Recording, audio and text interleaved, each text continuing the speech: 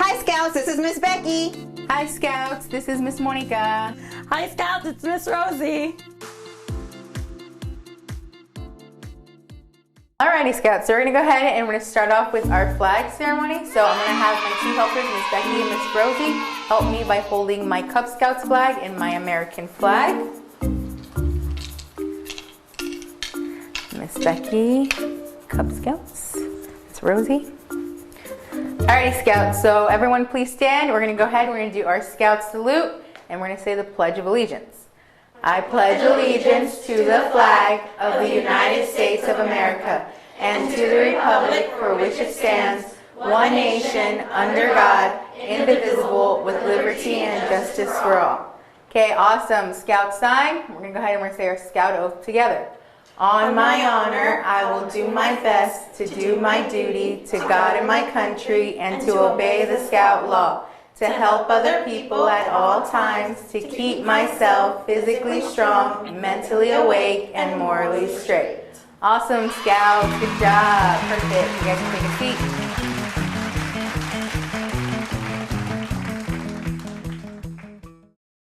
Our word of the day today is trustworthy.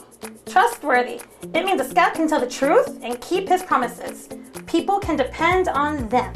So, trustworthy means that if I have my markers and you want to borrow them, if I say, okay, go ahead, but you don't bring me back my markers in the same way that I gave them to you, like if they're all messed up or you dried them out because you didn't close the top right, then I'm not really going to be able to trust you with my markers the next time, right?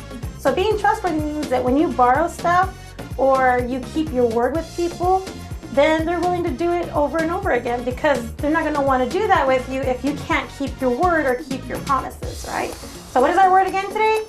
Trustworthy.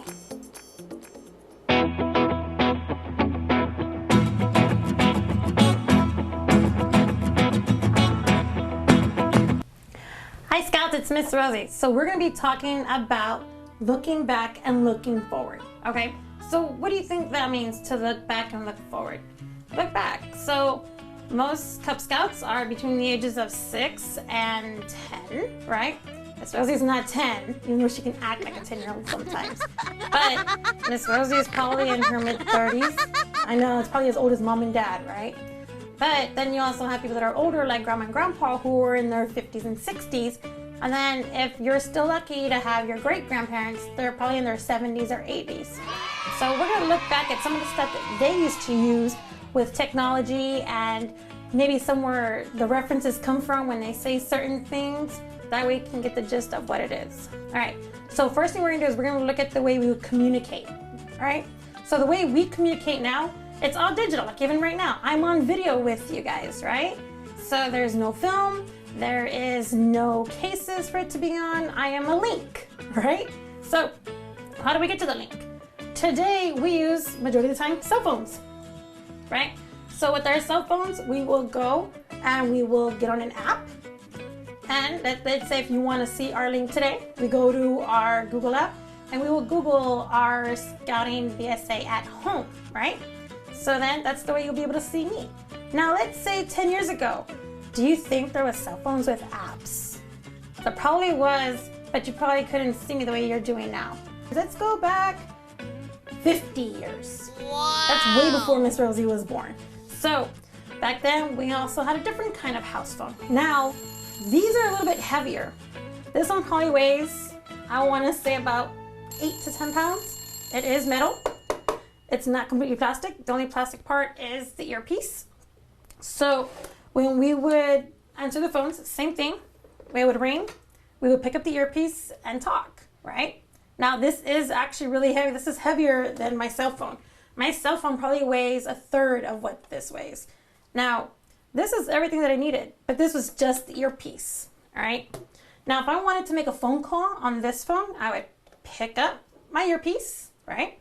And then I would dial, but there's no buttons to push. There's no touch screen. So if I did it, I would actually have to go all the way around and swing it. That's how I knew I got that number.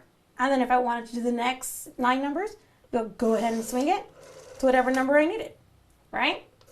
It will go all the way around. If I wanted just the operator, I would just do 0. back then we had operators. So we would call the phone number, and if we needed information, that's who we would call. So have you ever thought of the phrase, hang up the phone? My mom says, hang up the phone. Literally means hang up the phone. How do you play games?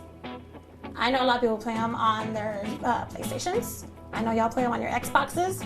I know you play them on your computers, on your PC games, right? You use internet.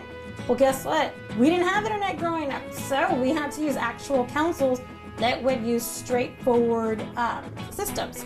So one of the systems that I would have as a child was an NES. So I don't have my actual NES with me today, but I did bring my control. Now, believe it or not, this is not cordless.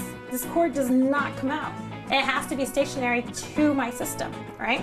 And it had the basic buttons. It had mic sideways, up, down, A and B, select and start, like your basic normal ones now, except for you guys have a lot more, right, left, bottom, 2, 3, 4, and I don't know, Miss Rosie doesn't play too many games today. But these were ours, and look how small it is now compared to the size of my hand than what your guys' controls are. Yours are massive.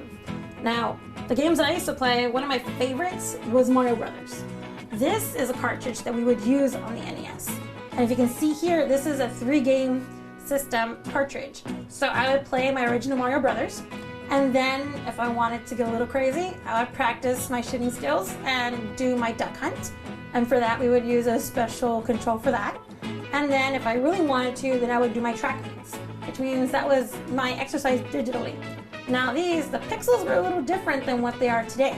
I'm gonna show you guys that in just a minute. But if I wanted to take my game on the go, I don't have new game systems like they do now. We had something called a Game Boy. This is the newer version of the Game Boy. This one came out in the early 2000s, but they did have some that were straightforward. They came out in the 90s. Now this one, what it is, it would have the screen here, and we would play the game. Same thing, same control systems, up, down, back, forward, A and B, start, select. And our cartridges were smaller. So check it out.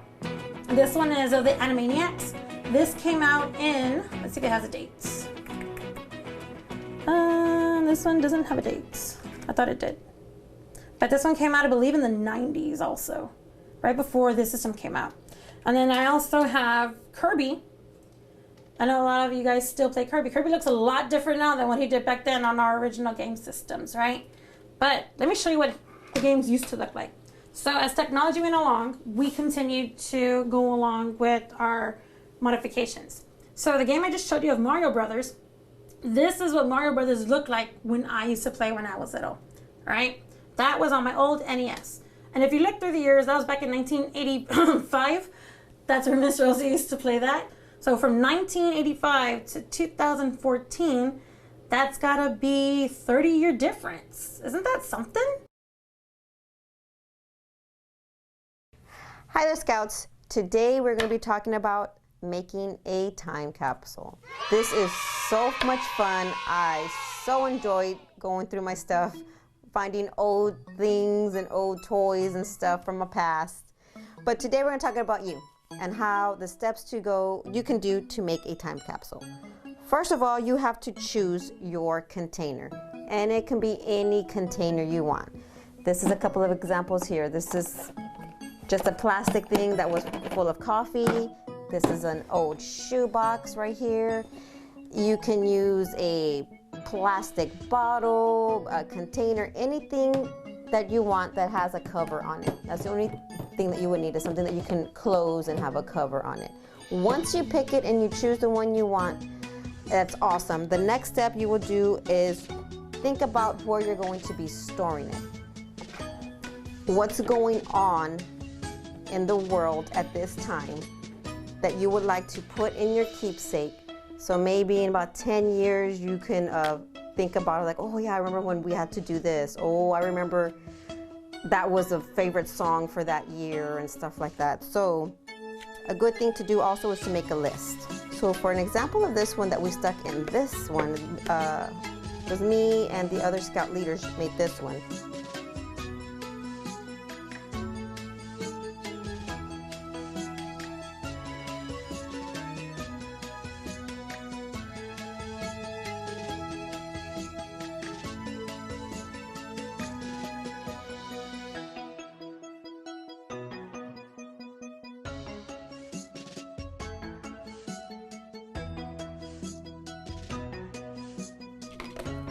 And like we said, newspapers, stuff of this year, the year that you put it in your capsule, try to get the newspaper for that year. And because of COVID and everything that's going on right now, we put a face mask to remind us of what was going on this year, and some antibacterial hand sanitizer. That was in this capsule. Okay, like I said, and then in 10 years, you're gonna be like, oh wow, yeah, I remember this, we had to do this, or oh, these were my favorite games that I used to like to play when I was a kid. And it's gonna be pretty cool to open this up maybe later on with your family. Like I said, think about a theme. You could do any kind of theme, maybe for sports, or maybe just one with Scouts. You can do your badges in here. That would be pretty cool to open that like in 10 years to see what you have done in the past. So this is a time capsule. This is really fun that you can do with your family. Actually do a family time capsule. That would be awesome to get your parents involved in there, to put some of their old things in there. Maybe some old photos of them in school and high school.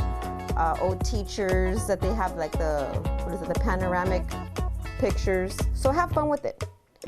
And find a place in your house. Close it up, decorate it. Want to bury it. You would just want to put it in your closet for, like I said, 5-10 years, and then open it up and see how much fun you guys will actually have fun laughing at all the stuff that you used to play with back in the day, and how outdated it's going to be in 10 years. So I hope you have fun with it. Have fun with your family. Have a good time and be safe. Bye, guys. Woo!